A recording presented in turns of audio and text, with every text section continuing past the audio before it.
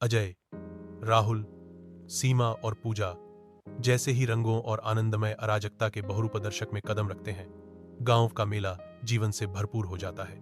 आश्चर्य से भरी आंखों से बच्चे आगे बढ़ते हैं, हलचल भरे मेले के संवेदी अधिभार को अपनाने के लिए उत्सुक। चार दोस्त मेले के ऊपर ऊंचाई पर उठाए गए हैं।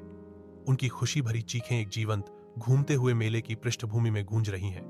झूले के चरम पर पहुंचते ही दुनिया रंगों और ध्वनियों के बहुरूप दर्शक में बदल जाती है, जो मेले के मैदान को एक लुभावने मनोरम दृश्य में चित्रित करती है।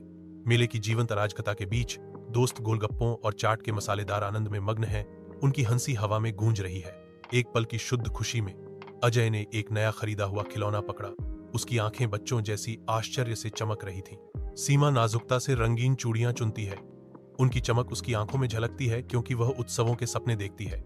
उनकी आवाजें जीवंत माहौल के साथ घुल मिल जाती हैं। दोस्ती और हंसी की कहानियां बुनती हैं जो हवा में भर जाती हैं। मेले की भीड़ में पूजा अचानक खो जाती है, जिससे अजय, राहुल और सीमा में घबराहट फैल जाती है।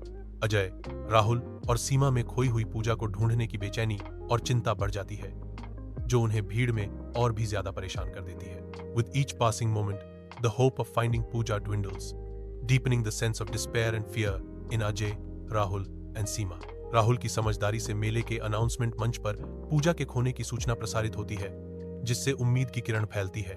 Within moments, sighs of relief echo as Pooja is found safe, and joy spreads across every face.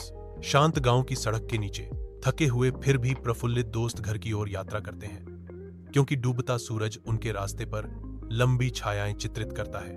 हल्की शाम की हवा के बीच मित्र एक कहता है, वह अब तक का सबसे अच्छा मेला था।